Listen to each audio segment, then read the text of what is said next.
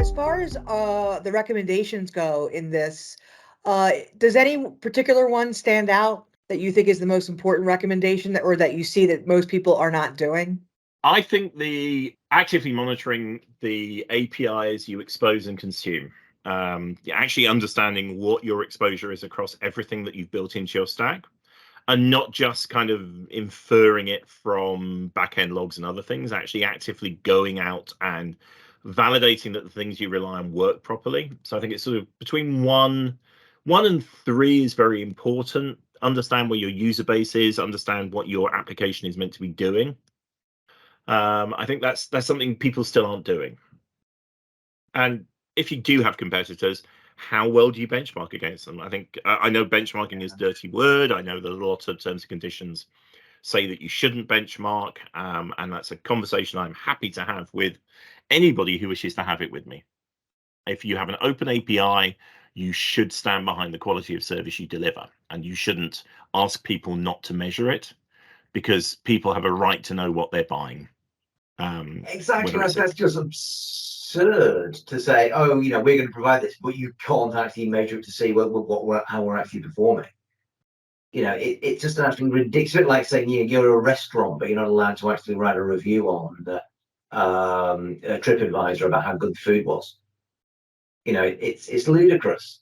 It's absurd. It should be banned, Dave. It should be banned. It should be illegal. Surely it's anti-competitive for starters. Well, I think it's interesting. So if we look at the regulated open API ecosystem, so the financial services ones in particular, yeah, they definitely allow, they expect that they are actually actively looking for benchmarking. They want to understand where everybody stands up, because everybody's looking at each other's performance, and you're only as good as the weakest provider.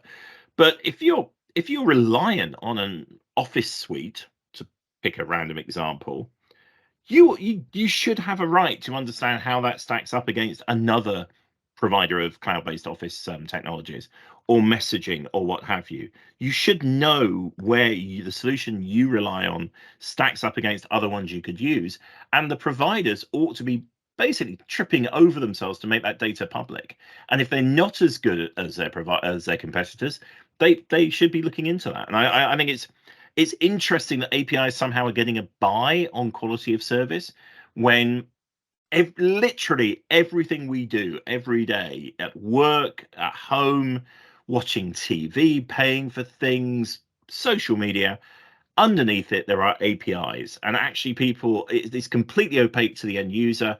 But I certainly noticed that certain streaming providers' APIs are way worse than others, mentioning no names, Hulu, where we just you cannot, even on my ridiculously fast fiber connection, I just can't. They won't pull down the program information, it won't shift menus, it won't play, it won't do lots of things in the app, and that's purely because their backend is just not responding as fast.